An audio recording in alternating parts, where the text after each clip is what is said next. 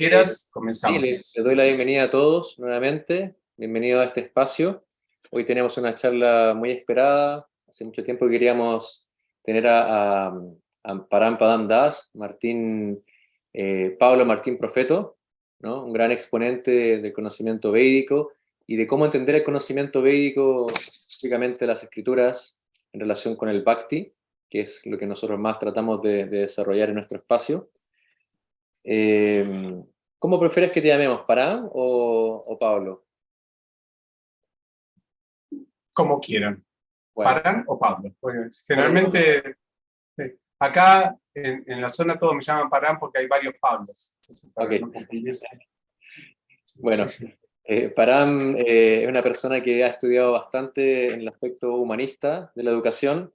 Es titulado de Psicología Social, es técnico en comunicación, licenciado en mediación, resolución de conflictos, y se ha dedicado desde el año 2002, 2004, bueno, décadas atrás también al estudio de los Vedas, a escudriñar el tema del Bhakti, pero específicamente y más forma más sistemática, creando, ¿no? Y desarrollando un instituto Vaishnava, participando también de espacios de desarrollo de tecnología espiritual aplicada, ¿no? Vale decir el Vaishnava Training Education y diferentes espacios que han trabajado, por ejemplo, con Bhaktivedanta College de Bélgica, que a su vez trabaja con la Universidad de Oxford.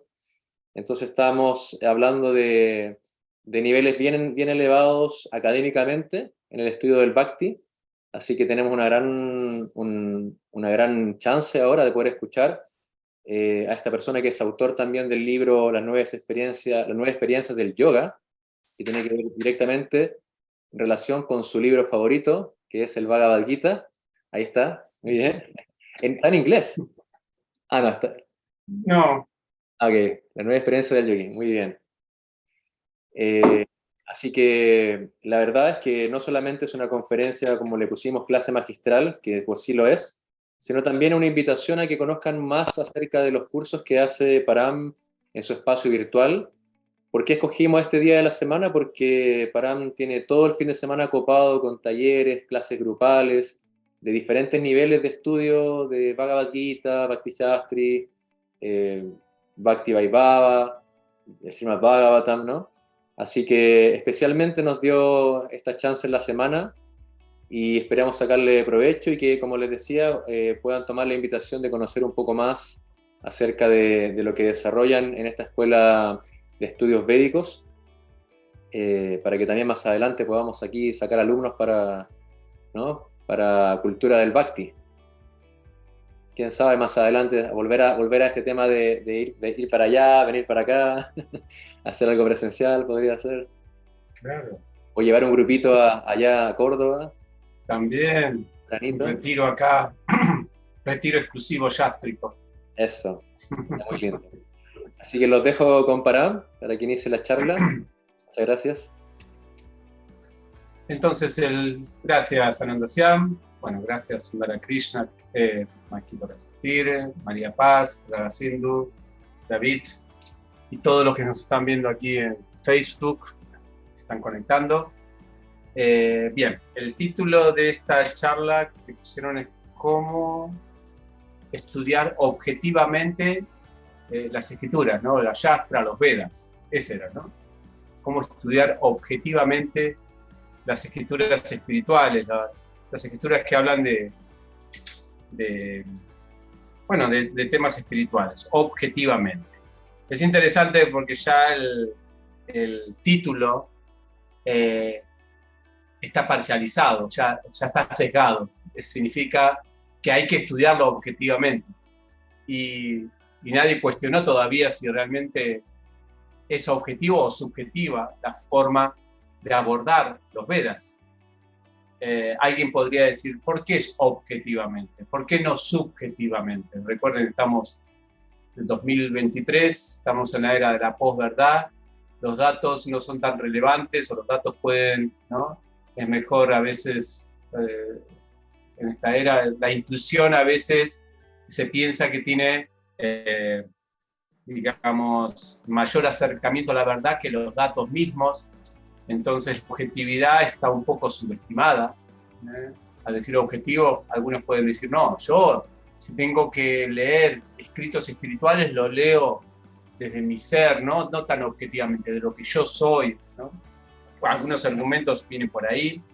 Aparte, no estamos hablando de un objeto de conocimiento material, inconsciente, sino que las escrituras o los escritos, los Vedas, que hablan de conocimiento espiritual, están hablando de un ser consciente.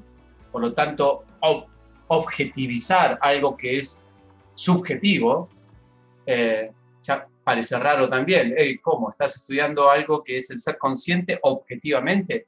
Pero sí es subjetivo el ser. Generalmente se pueden estudiar cosas objetivamente cuando son muertas, ¿no? Cuando son objetos. Por ejemplo, esto podemos estudiarlo objetivamente. No es que alguien puede decir, a mí me parece que esto es, porque yo lo siento, es una lechuza. No, objetivamente se puede saber por los datos que es una linterna. Entonces, pero ¿qué pasa con el alma, no? El alma es un ser, y estudiar, aparte se estudia a uno mismo, o sea que está implicado el que estudia y el objeto de estudio son sujetos. ¿Cómo es que tenemos que estudiarlo objetivamente cuando ambos, de ambos lados son sujetos? También algunos pueden decir, es importante que los libros espirituales, sagrados, se estudien de acuerdo a tu nivel de sensaciones y nivel de experiencia. Por lo tanto, lo objetivo no va. Alguien podía argumentar, ¿no? Vos tenés que sentir el libro, tenés que ver qué te dice Dios o qué te dice esa voz interior cuando lees un libro sagrado. O sea, ahí tenemos algo que no es un acercamiento objetivo, sino que es un acercamiento subjetivo. Como que es mejor llevarse por la voz interior que intelectualizar el conocimiento espiritual, ¿no? Algunos argumentos vienen por ahí. Aparte, hay algunas también críticas a la objetividad que generalmente está de la mano de la racionalidad. Y nosotros sabemos que a veces la racionalidad puede puede ser muy racional, pero puede ser muy diferente a la verdad. A veces las premisas, ¿no? O los postulados de lógica pues puede ser muy lógico, un razonamiento muy aceptable, pero no está concluyendo una verdad, ¿no? Esto en lógica se estudia. Así que atenerse a una imperfecta razón para analizar un texto sagrado nos puede llevar a una mentira, ¿no? A una falsa interpretación. Y a veces también se dice que si empezás a analizar demasiado los textos, al final, dice, mucho análisis produce parálisis. En el sentido de que al final tanto análisis, pero no le sacás el resultado, el producto, el beneficio de la escritura, porque solamente todo queda en el plano intelectual. Así que ya acá tenemos un montón de argumentos de los que dirían, a esa charla de Parán yo no voy, porque ya el título dice que hay que estudiarlo objetivamente y yo no estoy de acuerdo. Entonces ya empezamos mal. Ya con el título algunos dirán, perdón, pero eso no es para mí. Así que, bueno, son argumentos buenos, no son malos. Bueno, los hice yo, pero me imagino que hay muchas personas que piensan así también. La cuestión es que no sé si es tanto el asunto de un acercamiento objetivo. Quizá está bien la intención del título de la charla, está bien porque por lo menos lo que se quiere decir con eso es que cómo acercarse o cómo estudiar, entender los escritos espirituales de la manera que debe ser. Ahora, ¿cómo interviene la subjetividad o la objetividad en ese proceso? Eso es lo que quería invitarlos hoy a charlar un poquito, a reflexionar.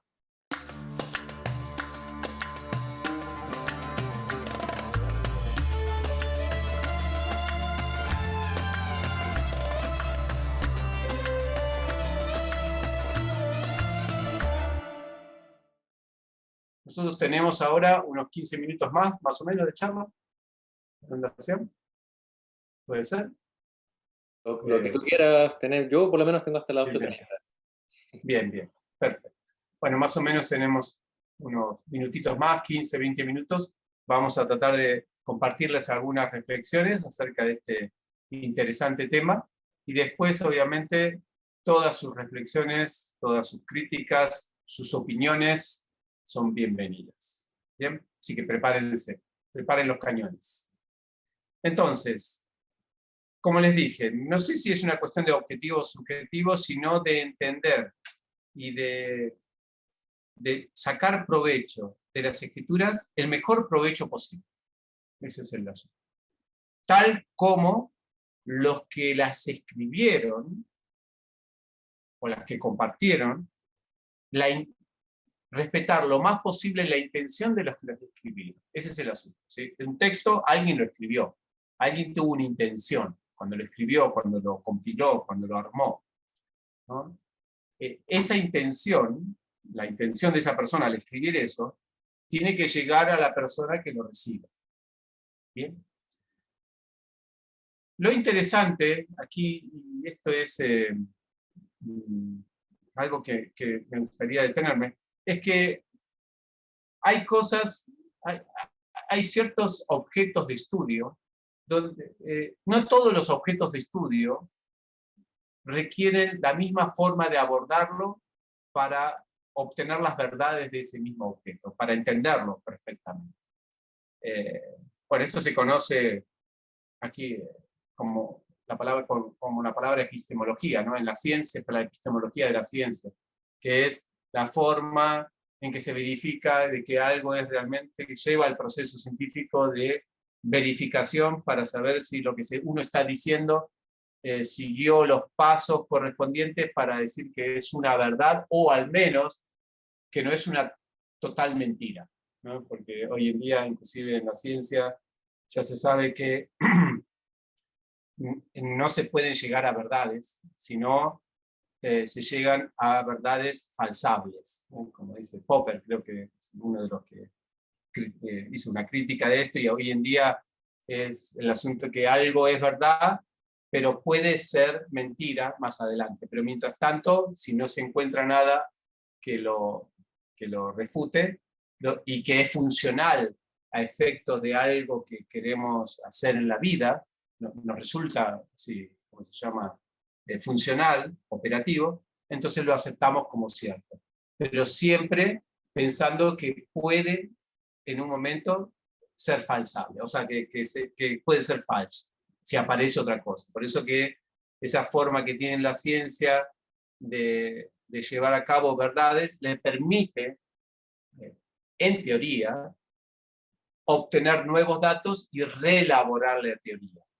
Que por otro lado está más que todo el dogmatismo, en el cual por más que vengan nuevas pruebas, uno no cambia, no es falsable, siempre son verdades, ¿no? Y entonces no avanza y uno queda estancado. Esas son a veces las críticas que se hacen a todos los caminos dogmáticos, desde parte de la ciencia.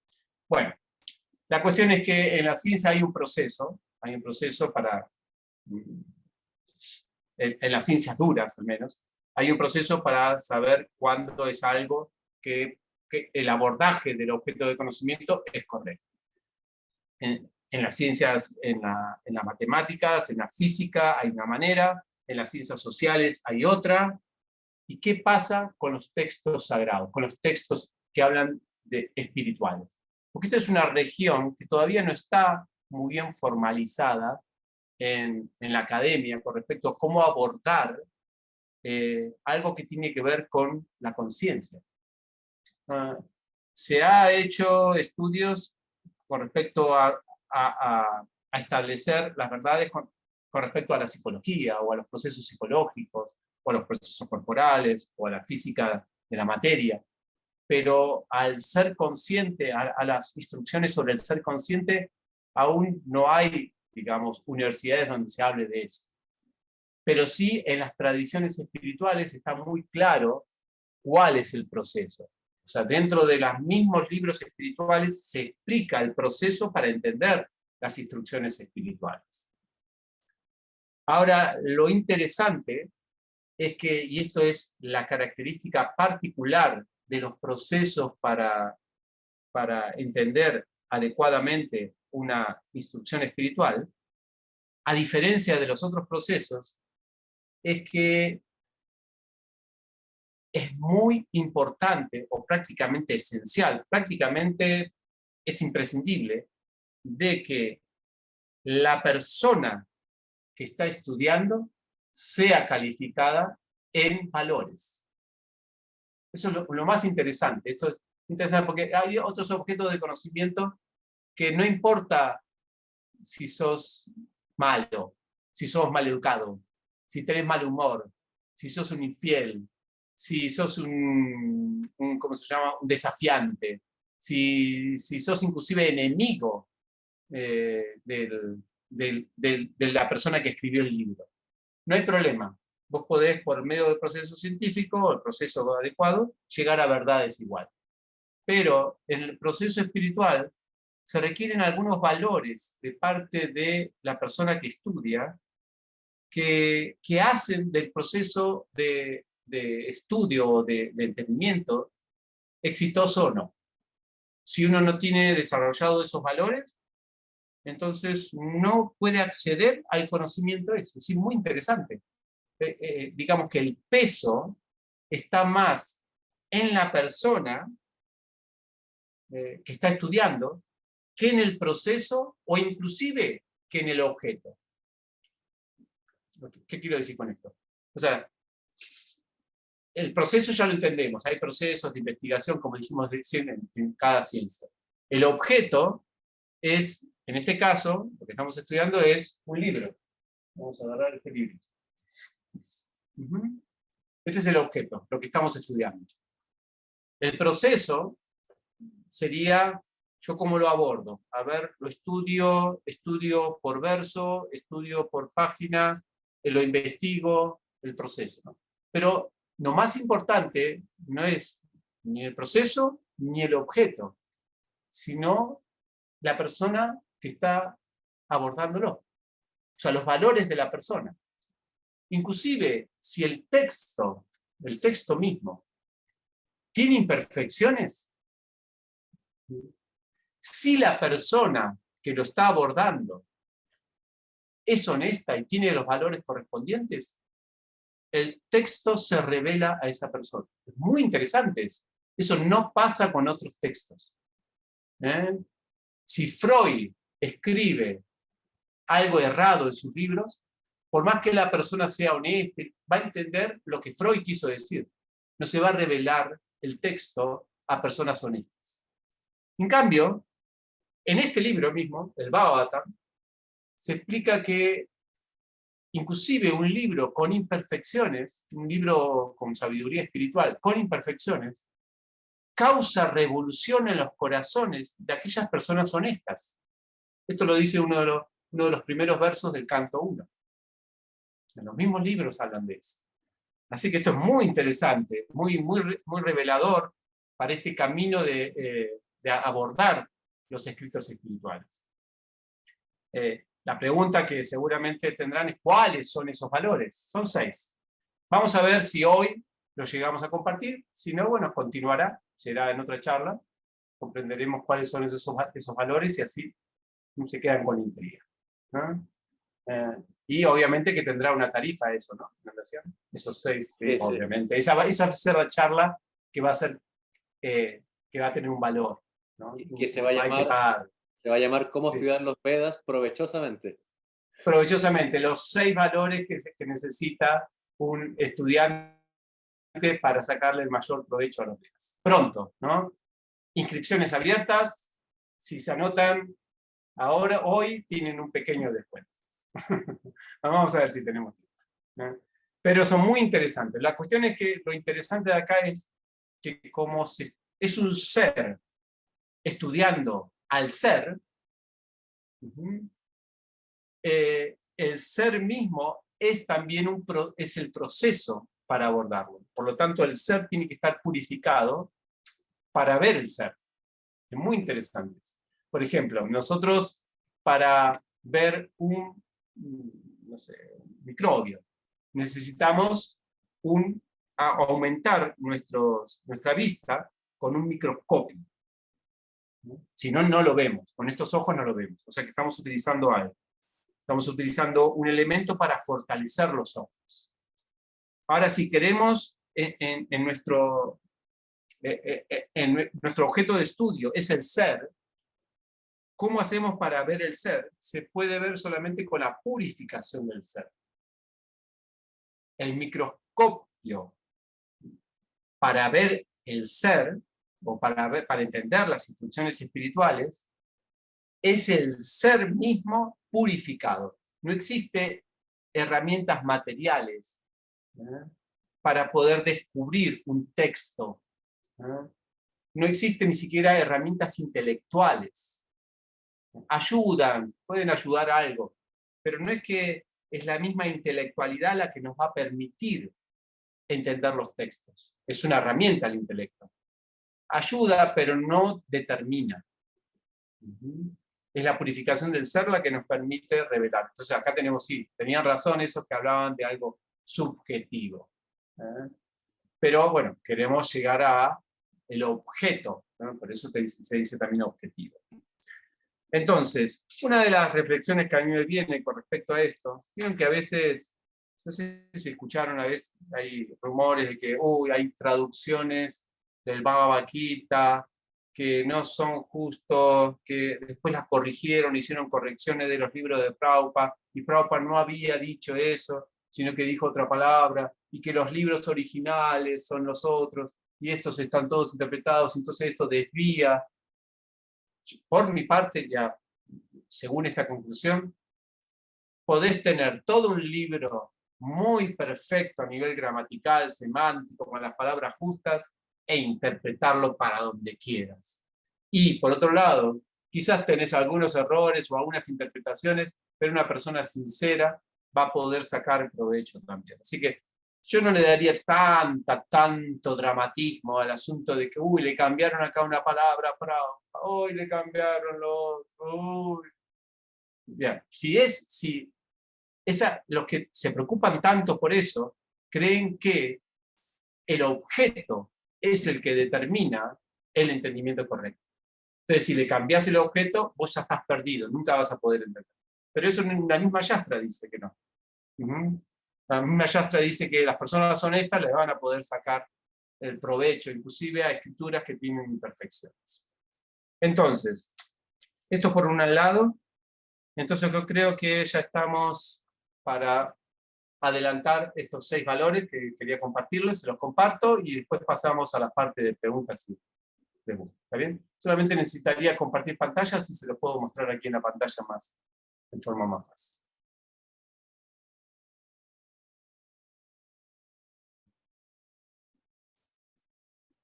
Bien, ya estoy, ¿no? Ya puedo. Vamos a compartir. Aquí estamos. Ahí estamos. Bien, aquí estamos. Son 6 valores y acá están escritas también las conductas que apoyan estos valores. ¿De dónde estamos sacando esto? Es interesante, ¿no? Porque uno dice que pero se te ocurrieron a vos, ¿de dónde es? Esto es un estudio que hicieron unos bhakti yogis muy académicos de ISKCON, del SAC, ¿no? Que son los que estudian y hacen trabajos sobre la Yastra.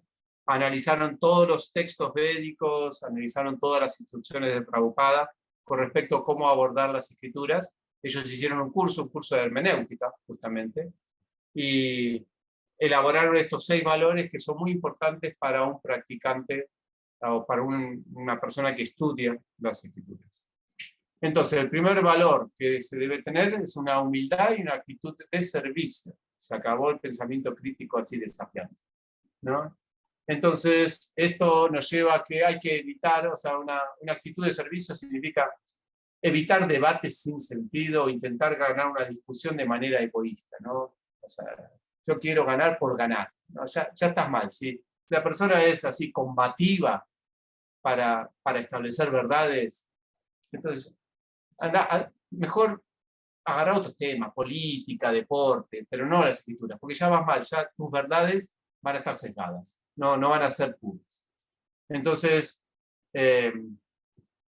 hay que evitar estos debates sin sentido o querer ganar una discusión de forma egoísta. Ya esa misma inercia de hacer eso implica que vos ya estás confundido con respecto, o ya te va a confundir los fundamentos. Si uno ve que una persona está así, uno puede concluir quizá esta persona no va a concluir lo que el libro quería que se concluya. Es importante también que una persona reflexione sobre sus propios motivos personales cuando aborda las escrituras. A ver, yo concluyo esto, pero ¿no será que yo estoy concluyendo esto porque tengo un motivo personal?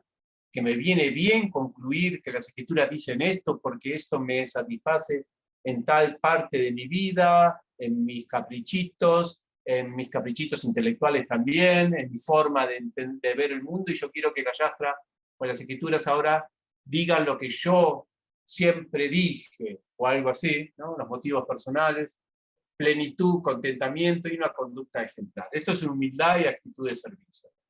Luego, algo interesante, fidelidad al texto y a la tradición. Tenés que ser fiel, o sea, tenés que tener fe. Esto ya es, ¿no? Acá entra la fe. O sea, tenés que tener confianza en la autoridad textual. La persona que, o sea, uno no aborda un libro diciendo, a ver lo que dice este, a ver, vamos a ver, yo quiero ver. No, ya con fe, una fe ya de antes, es decir, acepto que esta persona tiene algo bueno para mí. Un respeto por el autor, aceptación de la autoridad sagrada, libertad de ofensa, lealtad y gratitud a los gurús y la tradición. Un agradecimiento, uno ya va con una actitud de agradecimiento. Uno dice, pero esto ya es completamente sesgado emocionalmente. Es la manera, lo siento. Los maestros espirituales, con los discípulos espirituales, la forma de transmitir el conocimiento es a través de la buena onda. No es intelectual. Krishna mismo lo dice en el Bhagavad Gita. Le dice a Arjuna, porque tú eres mi amigo, vas a poder entender esta ciencia y yo te la voy a transmitir. Fíjense en qué emocional que es el traspaso de conocimiento, ¿no? Estamos hablando de amigo, amiguismo. Dentro de... Sí, las tradiciones espirituales se transmiten por buena onda. Cuando hay mala onda ya se corta. Por más que le pongas intelecto y conclusiones increíbles, si no hay una fe, una buena disposición, se corta el conocimiento. Es como el limón en la leche. Pero a la vez, y esto es interesante, tiene que haber una búsqueda perspicaz de la verdad, ¿no? Sí. No es que es alguien pasivo, la persona que aborda las escrituras. No, quiere realmente entender, ¿no? Entonces tiene que haber una ardiente curiosidad, no una pasividad intelectual. Y también tiene que haber lógica. No, la verdad que yo no entiendo acá esto, porque acá Prabhupada dice por una parte esto, pero acá en la otra parte dice otra cosa. No, yo quiero saber, no es que lo voy a aceptar nada más. Hay que discriminar, a cuestionar la propia comprensión. Hay una intervención, obviamente, del intelecto, de la razón. También tiene que haber una conversación honesta y auténtica. Eso tiene que ver con respeto, paciencia, voluntad de escuchar, comodidad con la incertidumbre y ambigüedad. Esto me encanta. Esto es algo que a veces en nuestros cursos ponemos o nos ponemos junto con los estudiantes en esta situación y aparece una duda, algo así, y en vez de forzar respuestas, yo le digo a mis estudiantes, bueno, a vivir con la duda, ¿cuál es el problema? Se acaba el mundo. No, pero acá Prabhupada dice esto, ¿y por qué dices? Y bueno, a veces hay cosas que no se saben, y vivir con esa incertidumbre no es malo. Lo malo es a veces querer tener respuestas a todo, y forzar esas respuestas, que nos puede llevar a conclusiones cerradas. A la vez también tendría que haber una vinculación de la Yastra a la experiencia de la vida. Bueno, si no lo entendemos, pero en la vida cotidiana, ¿cómo es esto? Eso es algo muy interesante también que hacemos en nuestros cursos, siempre tratar de aterrizar los conocimientos, porque esto no es para agitar intelectos, Esto es para la vida práctica. Entonces, ¿de qué manera nosotros hacemos esto en la vida cotidiana? Y expresar las propias opiniones. Y esto es muy importante, también una actitud que se debe tener en las escrituras, apertura al cambio y transformación. El asunto de estar abierto, ¿no? Transformación introspectiva, reflexivo y reflexivo, personalmente separado. ¿No? Personalmente separado significa que ahí sí podemos ver alguna objetividad, ¿no? Hay un proceso objetivo de decir, bueno, espera, yo estoy leyendo esto a mí me pega mal por mi trauma, por mi vida, por mi cultura, por mis valores, pero yo me separo. Y trato de verlo, a ver si esto me puede transformar a mí, esta forma en que yo tengo de ver o de sentir. ¿No? Y por último, la benevolencia y generosidad. ¿No? Esto es lo que decíamos un poco al principio, que ya hay una presunción de buena intención. Si Prabhupada dice algo acá que a nosotros nos afecta, en nuestros valores, en nuestra cultura, lo que sea, tenemos que entender que él tiene la buena intención, o que el que está escribiendo el libro espiritual, tiene la buena intención para nosotros, que nosotros somos los que somos mal pensados, ¿no? Hay que ser caritativo en este asunto y dar bienvenida también a las opiniones alternativas. Son opiniones que, bueno, son diferentes, pero bueno, ¿por qué no? En alguna situación pueden también resultar. Feliz con la pluralidad y el discurso. O sea, es importante también esto. A veces también en nuestros cursos sucede que un estudiante tiene una conclusión acerca de un verso o un párrafo de las escrituras, y otro tiene otra. Y entonces me preguntan, ¿y cuál es la verdad? Las dos. ¿Cuál es el problema? La pluralidad, si después se puede llevar a la práctica y es producente para el avance espiritual, es bienvenida también. Así que eso también es una de las cuestiones que se necesitan para un acercamiento objetivo a los temas. Bueno, esto es lo que quería compartir con ustedes. Muchas gracias por acompañarnos. Si quieren hacer algún comentario, alguna pregunta, están aquí, o los que están en Facebook, bienvenidos. Si no, también esto va a quedar grabado. Los que quieran hacer preguntitas aquí en el chat de YouTube o de Facebook, también la pueden hacer y me encargaré, si los tiempos me dan, de responder sus preguntas. Gracias, Ananda. Yo tengo preguntas, pero quiero dar el espacio, obviamente, a las demás personas que están escuchando. Me imagino que Sundara también siempre tiene buenas preguntas.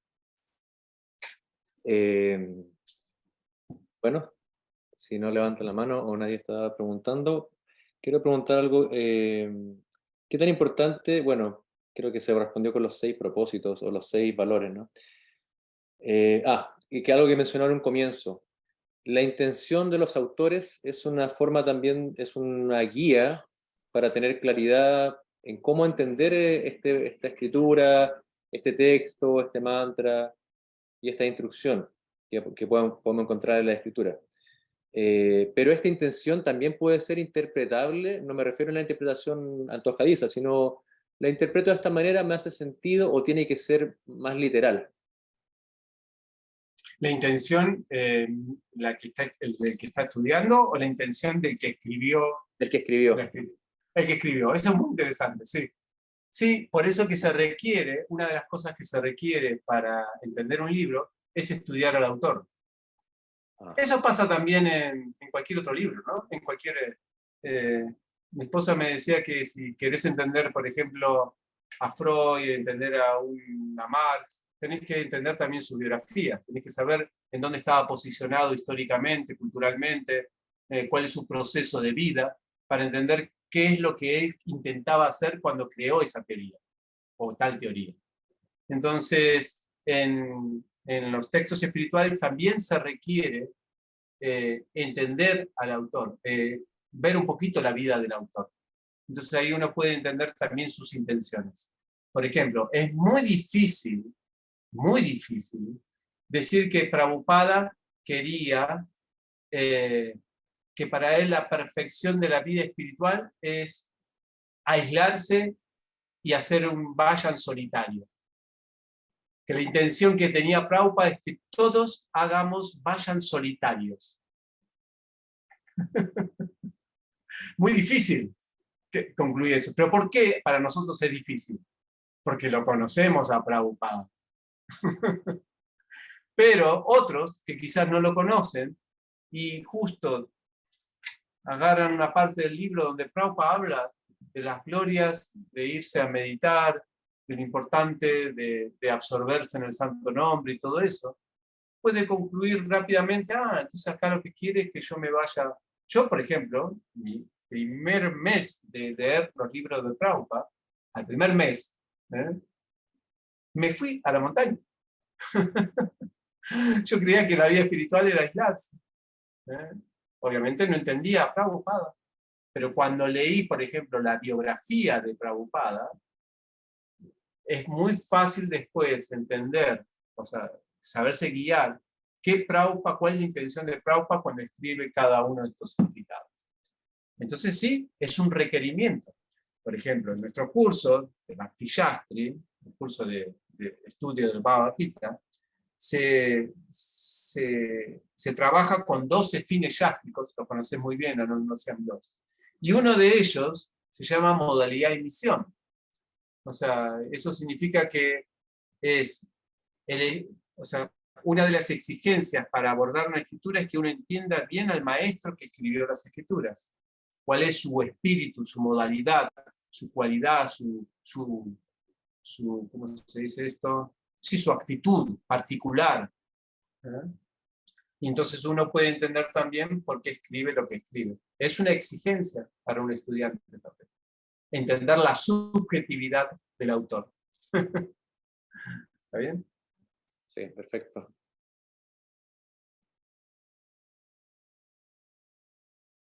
¿Tienen alguna pregunta, alguno de los presentes? ¿Algo que notar? Sí, yo creo entender que hay tres elementos aquí que son muy importantes. Uno, sin duda alguna, es la actitud, que está resumida, digamos, en estos seis valores, que es imprescindible. Otro elemento importante es la objetividad del texto, porque el texto originalmente está escrito en sánscrito y hay una traducción palabra a palabra que nosotros la podemos acceder a ella, digamos, afortunadamente podemos leerla y podemos entender cada palabra, y en la eventualidad de la duda de la traducción al español, por ejemplo, si lo estamos leyendo en español o en inglés, podemos acudir a la traducción palabra a palabra, lo que nos permite afinar un poco más, digamos, la sintonía con el texto. Y el tercer elemento es la experiencia circunstancial, digamos, porque resulta que yo tomo el Bhagavad Gita hoy con una Estado de ánimo. experiencia vida encima, digamos, que tiene que ver con el día que estoy viviendo, con la semana o con el mes que estoy viviendo, y me voy a encontrar con determinadas cosas que me parecen sumamente relevantes. Y otro día, 2 meses más, voy a tomar a lo mejor el mismo pasaje y voy a encontrar otras verdades, otra esencia en ese mismo texto, que son tan relevantes como las anteriores, pero son distintas. Sí, no sé si son distintas, sino que uno la ve desde otro lugar. Es como ¿recuerdas ese asunto de la dialéctica? El espiral de la dialéctica. Bueno, es una espiral ahí en psicología social. En realidad, nosotros siempre estamos rodeando al mismo objeto, pero lo vamos rodeando desde lugares diferentes. Más alto, más bajo, pero siempre es el mismo objeto. Y de acuerdo a donde lo veamos, obtenemos una experiencia de ese objeto. El objeto es el mismo, el mensaje es el mismo, pero nos nutre a nosotros de acuerdo a nuestra posición, a nuestra situación. Si uno está con un ánimo, no sé, decaído, bueno, nutrirá esa yastra justo para ese estado de ánimo, pero el mensaje es el mismo, pero interpretado bajo los lentes nuestros en ese estado, no lo podemos aprovechar desde ese lugar. Quizá otras personas aprovechan esa misma instrucción para otras cosas más intensas espirituales, que solamente sacarse una aflicción mental, por ejemplo, ¿no? Es como a veces nosotros decimos, bueno, cantamos Hare Krishna, al principio cantamos Hare Krishna y así nos da paz, ¿no? Y después entendemos que el Hare Krishna nos da vínculo con el Señor. ¿Se entiende? Pero es todo de acuerdo al estado en que con nosotros recibimos eso. Bueno, algo así. Pero no es que son distintas, yo diría. La intención sigue siendo la misma de la yastra. Pero bueno, cada uno ahí va a recibir la gotita que puede. En ese sentido, no sé, pues, sí. En ese sentido, la experiencia de cada estudiante va a ser única y individual y no se va a comparar a la del estudiante de al lado, sobre el mismo objeto. Sí, muy subjetivo, ¿no? Sí y no.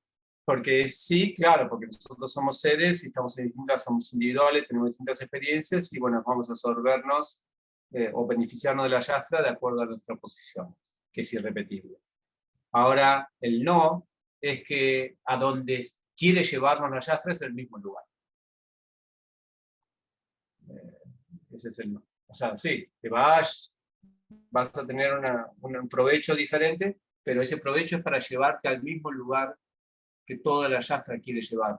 No es que al final, porque si no entramos en una relatividad de que es un libro que para algunos la conclusión es Bhakti, para otros la conclusión es fundirse en el Brahman, para otros la conclusión es hacer piedad material, para el otro no sé qué es liberarse de los planetas celestiales, para el otro solamente curarse de las aflicciones. Entonces no, son resultados parciales para llevar a la misma meta.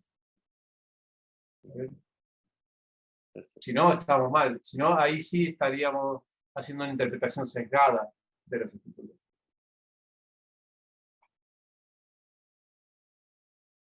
Perfecto. Es muy lindo, es una aventura muy linda las escrituras. Es muy lindo porque yo, al menos mi experiencia que tengo como docente, me gusta. Me gustan, me aburre un poco, por ejemplo, cuando tengo que estudiar otras ciencias que dependen solamente del intelecto. No te sorprenden. Es como, bueno, si tenés una buena intelectualidad y lo entendés, y bueno, y ya está. Una vez que lo entendés, es lógico, es por esto, esto. Y es una diversión intelectual. Entendí por fin a este autor, no sé a quién, Foucault, no sé, otro filósofo por ahí, ¿no? Lo entendí. Y es una felicidad intelectual. Pero cuando uno estudia los libros sagrados, es una aventura que te llena del ser. O sea, por eso dice una revolución en los corazones. De pronto uno se siente pleno, hay más luz en la vida. Uno luego de eso ve el mundo de una perspectiva con más paz. Inclusive, si uno profundiza ya mucho en las escrituras y llega al 10º canto, uno empieza a tener afecto por Krishna. Empieza a desarrollar mucho amor por Dios, por el mismo estudio. O sea, empieza a conocerlo a Krishna y dice, uy, este pibe es muy bueno, ¿no? Y así. Así que es una aventura maravillosa. Por eso no es una cuestión intelectual. A veces a mí no me gusta estudiar, por eso no estudio yastra, yo hago autoservicio. No es estudiar. A veces está en un contexto de estudio, por eso asusta a muchos que en la escuela no quieren repetir escuela, ¿no? No, estudiar ahora no es mi momento de estudiar. No, la yastra es una aventura espiritual, no intelectual solamente. El Bhakti Yastri puede ser un poquito intelectual, es verdad, pero es un año nada más. Pero después el Bhavatan, el Bhakti Bhava, por ejemplo, con nuestros estudiantes es un encuentro donde compartimos, donde simplemente es atravesarse con las instrucciones de Prabhupada y todos los maestros. Eso es muy lindo. Y es parte de nuestro servicio devocional, no es que es algo que hay que hacer para hacer servicio devocional. Es el Bhakti Yoga. Se trata de eso. Sí, es muy lindo. De hecho, muchas conclusiones que está comentando las hemos compartido en el curso de Bhakti, pero estoy escuchando y viendo muchas más sobre lo mismo. Por ejemplo, lo de que esto es un efecto espiral de la dialéctica. También nosotros le damos mucho ese enfoque, que vamos a ver el mismo conocimiento desde muchas perspectivas y algunas al principio van a ser más externas y después sobre lo mismo más profundo y sin límites. Porque ahí ya caemos en esta explicación muy linda que dio al principio, de que nos lleva a eso, ¿no? De que el objeto de estudio o de adoración y la persona que está estudiándolo pasan a ser también una interacción. Es dinámico completamente, no es como solo intelectual seco. Entonces uno empieza a adquirir un gustito tanto en la inteligencia como en el corazón y finalmente uno no va a dedicarse a algo si no obtiene un gusto, ¿no es cierto? Si no obtiene un saborcito. Así es, sí, qué lindo. Sí, así es. Me gusta la observación esa.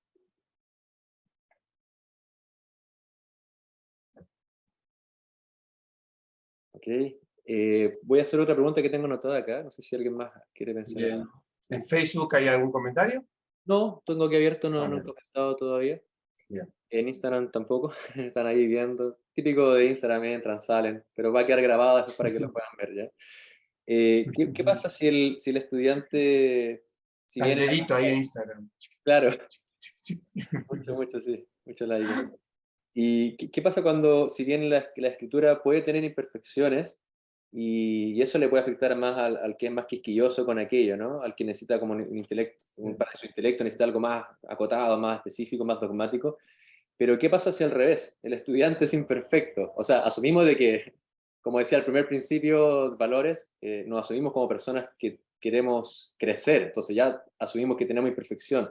Pero ¿qué pasa si en el proceso lo estamos ejecutando con imperfecciones? ¿Se vuelve más lento el aprendizaje? ¿Se vuelve más nublado Ah, el entendimiento? bueno, todos somos imperfectos en ese asunto de abordar a la Shastra. Por eso que el primer verso del Bhagavad Gita, en el primer verso del Bhagavad Gita, Prabhupada, en el significado, eh, explica algo que no tiene nada que ver con el primer verso, que dice, el Bhagavad Gita debe aprenderse en compañía de otras personas, no es un estudio individual. Entonces, debe aprenderse en compañía de un devoto, dice Prabhupada. Obviamente una persona que está más experimentada con respecto a cómo abordar las escrituras. Así que no hay problema, claro, la imperfección ya es esperada. Nadie, o sea, no es que hay un proceso para volverse perfecto y después estudiar las escrituras. No, se aborda la escritura con lo que somos. El asunto es que nos acompañamos de una persona que por lo menos tiene un poquito más de experiencia en cómo abordarlo. Y ahí vamos aprendiéndolo, pero no es problema la imperfección, ¿no? Es lo que tenemos. No hay manera. ¿Qué vamos a hacer? Y en ese Y con respecto a sentido, eso, porque, por ejemplo, a ver, quería ver algún ejemplo de la Yastra, de alguien imperfecto acercándose. No sé si imperfecto, pero, por ejemplo, Shukadeva Goswami mismo dijo que yo voy a, o Sutta Goswami, no me acuerdo, uno de los dos, yo voy a describir este Bhagavatam, son los oradores de este libro, sabios de, hasta donde mi comprensión me lo permite. Interesante. Tal como las aves en el cielo vuelan hasta donde pueden de alto. Algo así. Entonces ya uno asume las limitaciones. Las limitaciones personales. Pero bueno, uno hace el esfuerzo para ir progresando. No es problema eso. No creo que sea un problemita eso. Hasta un niño tiene un montón de, uno dice, puede haber un montón de imperfecciones, un niño, por decirlo así. Pero él puede aceptar las escrituras o entender las escrituras de acuerdo a su nivel, si está bien guiado. ¿Está bien? Y respecto a lo mismo, si dependiendo de la asociación o personas con quien uno estudia, también puede ser el enfoque o el nivel que uno pueda entender, o eso independiente de cada persona. Por ejemplo, si lo estudio con personas que Fundamental. es fundamental, ¿no? Fundamental es lo que dice Prabhupada, lo que acabo de decir. No, no es fundamental. Lo siento, pero... sí. A ver, es una muy buena pregunta la tuya. Porque uno dice, uy, estoy perdido, porque estoy con un grupo de devotos. Hay misericordia de Krishna también. Si uno trabaja en los 6 estos valores. Krishna dice en el Bhagavad Gita, Tesan Satata Yutanam Vayatam Priti Purvaka. Dadami Buddhi Yoganda. Si me servís con amor, si tenés una actitud correcta al abordar esto con amor, yo te doy la inteligencia por la cual puedes venir a mí. O sea, yo te doy la inteligencia para que puedas sacar provecho de esto. Y Prabhupada en el significado dice que quizá alguien no tenga un maestro. ¿Viste? En el significado de ese verso. O sea, lo que estás diciendo ahora, por ejemplo. Vos estás preguntando, y si no tenés una persona que te ayude, hay posibilidades también. Si los que se reúnen, los devotos que se reúnen, ninguno tiene una gran experiencia devocional, pero tienen una actitud amorosa, una actitud correcta, como las que dijimos recién, esos 9, Krishna entonces puede brindar en el corazón unas grandes vivencias al estudiar las escrituras. Yo tengo experiencia de eso, un poco, porque, especialmente en mi caso personal, este es un caso personal, que yo nunca hice el curso de Bhakti Shastri ni Bhaktivedanta, ni Bhaktivedanta. Yo no tomé el curso de otra persona, porque yo empecé dando los cursos y a medida que se iban saliendo los cursos Bhaktivedanta, me ponían a mí como profesor. Entonces, en un sentido, yo estoy un poco huérfano, por decirlo de una manera. Yo no aprendí de otra persona, a no ser directamente de Prabhupada y los comentarios de otros devotos que explican. Pero yo no participé el estudio. O sea, yo prácticamente estudié los libros de Prabhupada junto a mis estudiantes. La carrera de estudiar los libros de Prabhupada la hice junto a ellos, prácticamente. La estoy haciendo actualmente. En un grupo que ya está en el canto 10, un grupo del curso Bhaktivedanta.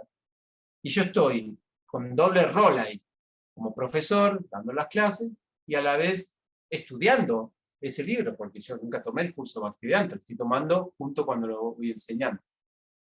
Entonces mi experiencia me dice, y aquí sí puedo compartir quizás mi experiencia personal, me dice que si se logra, porque con este grupo y con otros grupos que tenemos también de Bhaktivedanta, si se logra que los estudiantes en un curso o en una reunión donde estudian los libros tengan las actitudes correctas, de pronto Krishna se manifiesta y nos da sus bendiciones.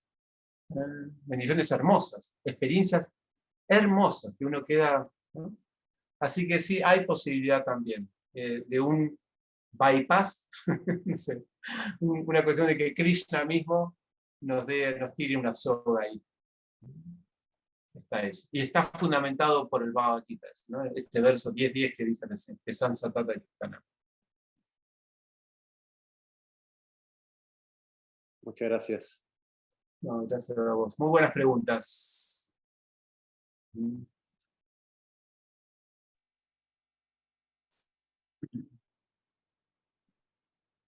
Hay un texto ahí en el tercer valor, ¿no? En las conductas que apoyan estos valores, dice, cuestiona la propia comprensión. Si cuestiono la propia comprensión, ¿cómo llego finalmente, digamos, a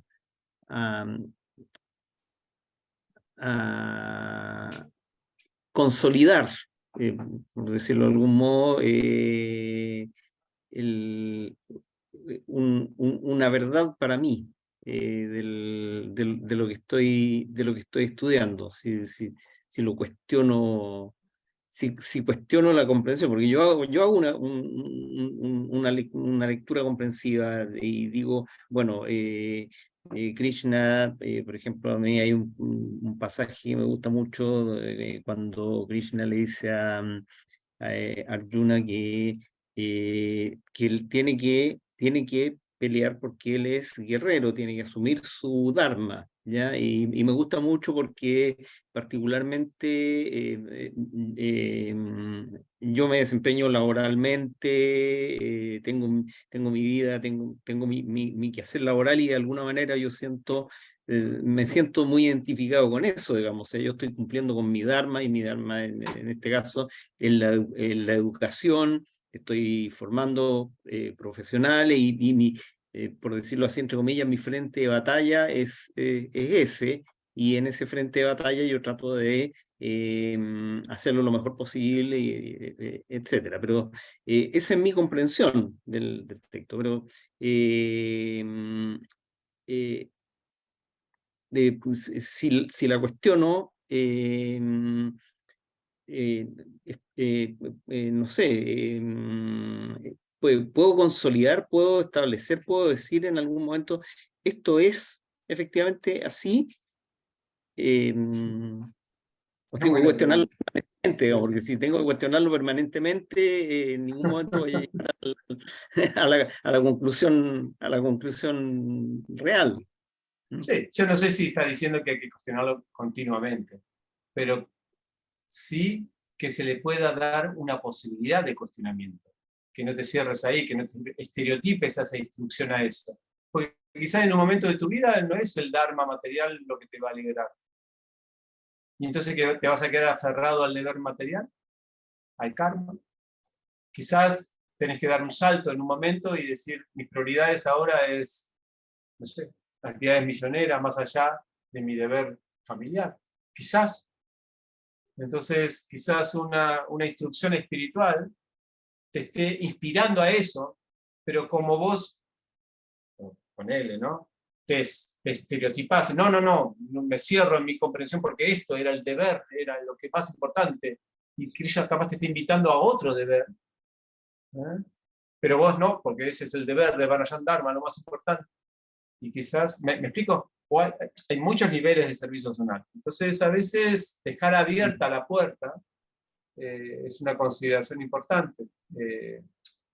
Eso pasa, iba a decir algo, pero no olvidé. Pero sí, eso pasa mucho en servicio docenal.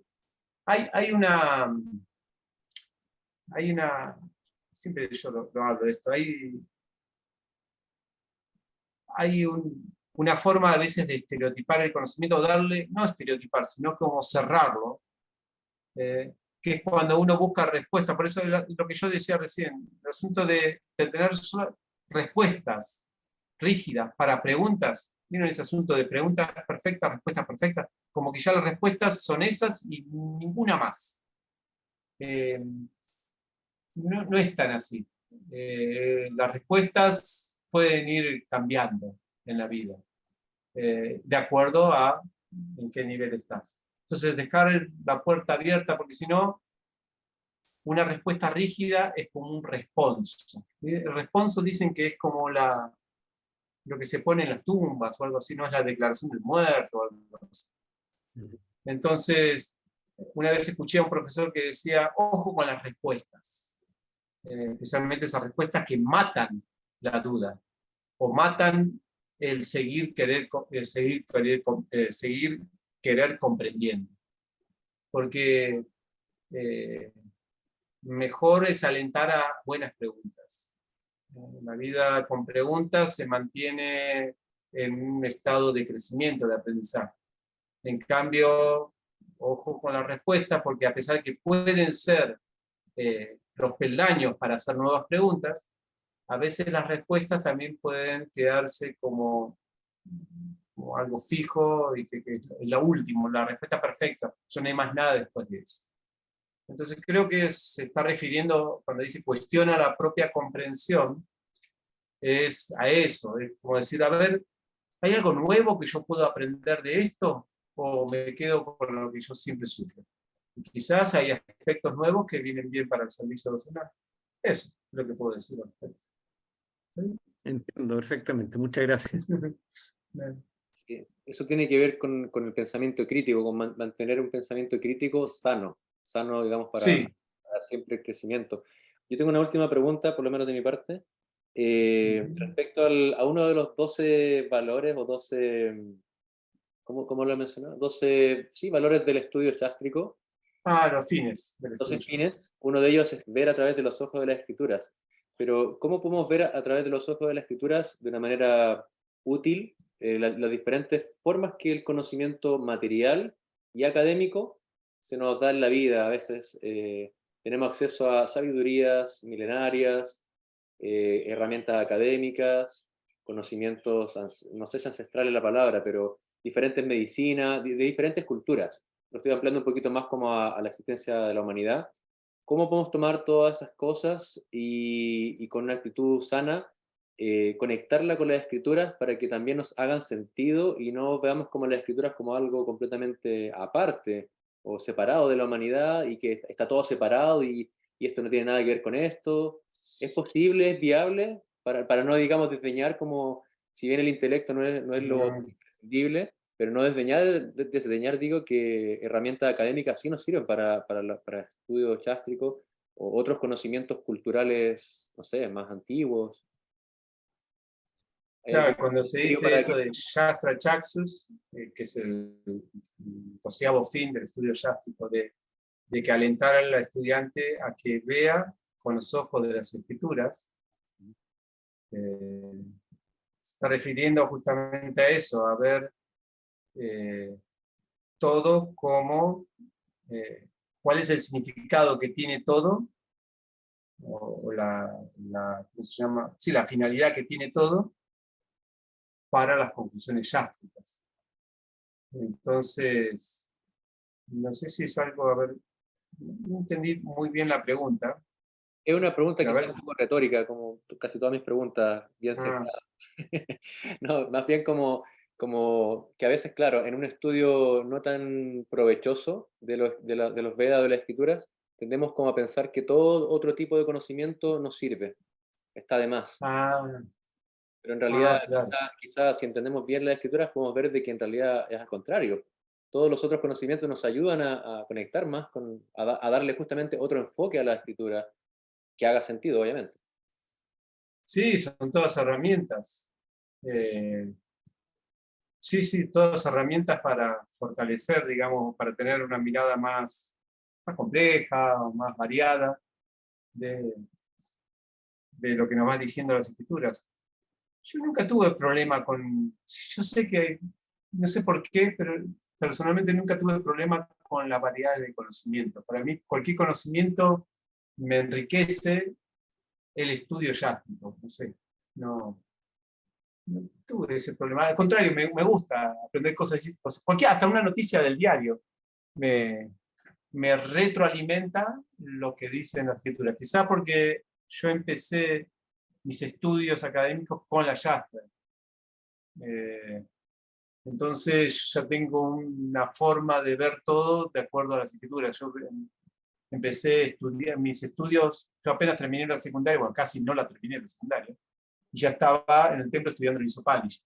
Entonces prácticamente mi forma profesional de ver el mundo es con las escrituras. Entonces cuando yo después hice algunas carreras universitarias, era inevitable que yo veía todo así.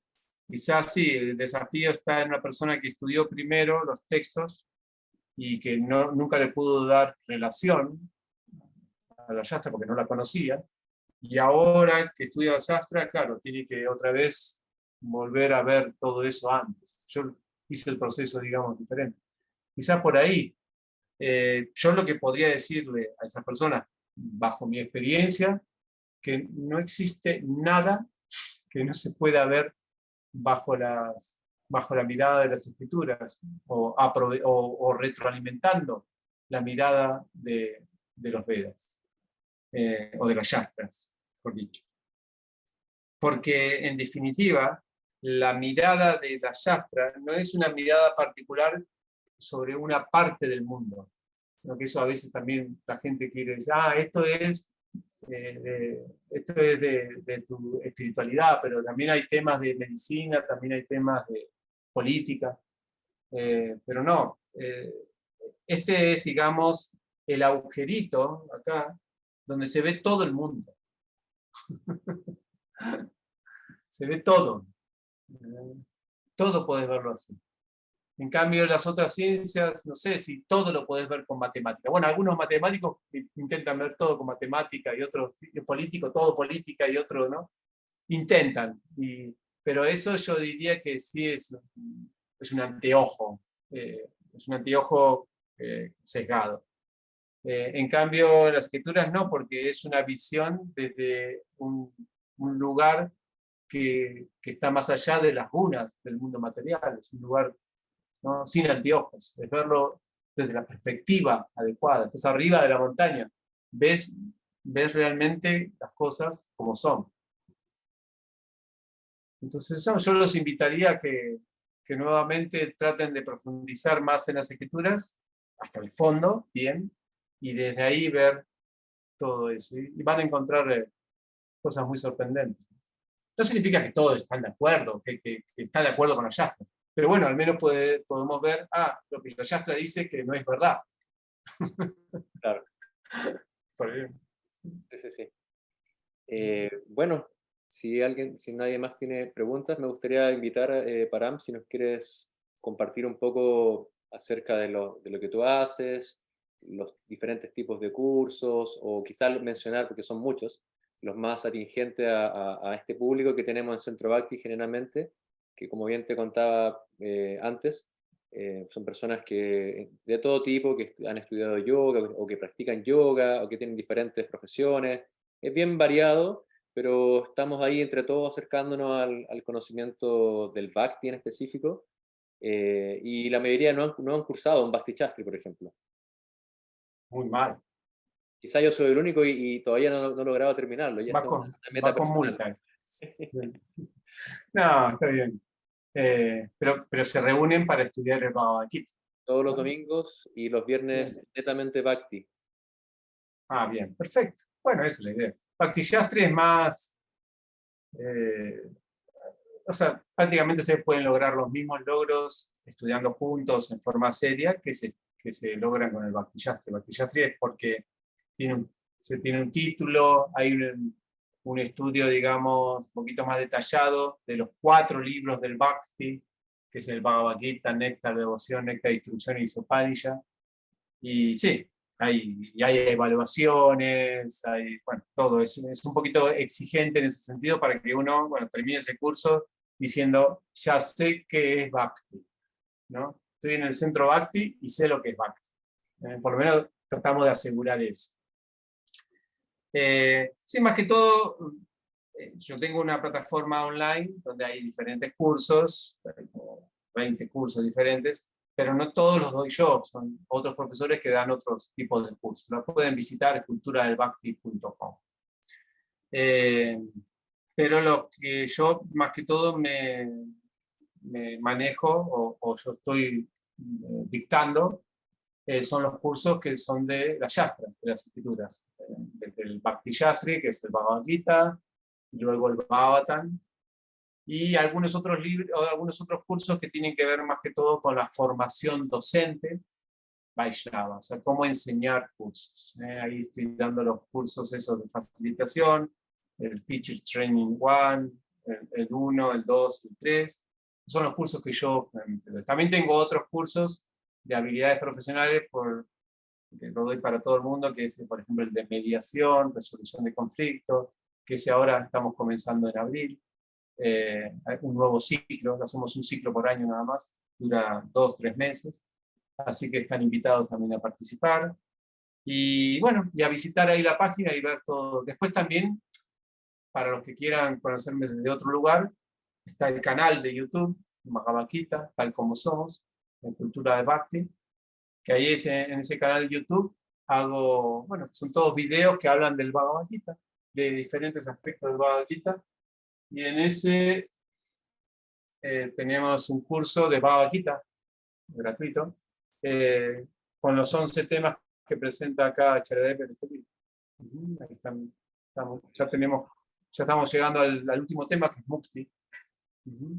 Hay como 30 videos para conocer un poquito, o sea, es una forma de explicar lo que HLDP explica en este libro con mis palabras. Ahí es un lindo curso, con eso uno puede entender más o menos los 11 temas que habla el Bhagavad Gita, la perspectiva que tiene el Bhagavad Gita de esos 11 temas. Eso es lo que ofrecemos de aquí. Muchísimas gracias. Acá en Instagram dan las gracias por la información. Yo creo que después vamos a publicar más detalles. Gracias. Yo personal me siento muy agradecido, obviamente, desde que el 2002, justamente 2002 en adelante, comencé a estudiar más sistemáticamente con ustedes en el Vaishnava Training Education, con Yadunandana Swami ahora, Aravinda, después con Prabhu. Y desde ahí, claro, hay cosas que te quedan marcadas para siempre y después uno las repasa y te vuelven a salir los mismos temas, los mismos enfoques, claramente, porque es la forma más provechosa justamente de entender a Krishna, entender el Bhagavad Gita. Siempre, sí o sí, está siempre el lema del capítulo 1, texto 1, párrafo 1 o párrafo 2, donde Prabhupada dice, ahí se dice que uno debe leer detenidamente el Bhagavad Gita con la compañía de personas que sean devotos de Krishna. Entonces eso jamás se me olvidó. Y yo creo que Sundara y, bueno, muchos de los que están acá, que están en las clases que compartimos, ya saben de dónde viene todas las cosas que comparto. Todos estos enfoques, ¿no? Ya saben cuál es la raíz. Y sí, tratamos justamente de cumplir con estos propósitos, pero obviamente de una manera más sencilla, más resumida. Y por eso también es que queríamos hacer este puente para que ellos también vieran y las personas que vean estos videos después vean de que hay algo más sistemático, más acabado, y más allá ¿no? del título de completar un curso, que tiene que ver con vivir el estudio, de experimentar cada una de estas etapas del proceso de estudio. Así que eso, me siento ahí muy, ¿cómo se dice? Muy honrado en poder mantener ese fuego acá, este fuego del Bhakti Shastri a nuestra manera, de Centro Bhakti, pero creo que estamos haciéndolo bien. Claro que sí. Ya hacerlo es hacerlo bien. Eso. Buen dicho. Así que no sé si tienen algún comentario que quieran sumar. Acá tenemos un estudiante de Bhakti Vaibhava, creo. Ragacindu está presente. Bhakti Vaibhava, ¿no? Está ahí. Bien, Ragacindu. Sí. Bien, felicitaciones. Sí, le comenté de la clase hace un poco rato y se conectó de inmediato. Dijo, a mi profe no me lo pierdo, ni por si acaso. Aparte que estaba gratis, dice. Míramelo, ahora le voy a cobrar más caro. Se queja del costo de los cursos. Claro, así que bueno.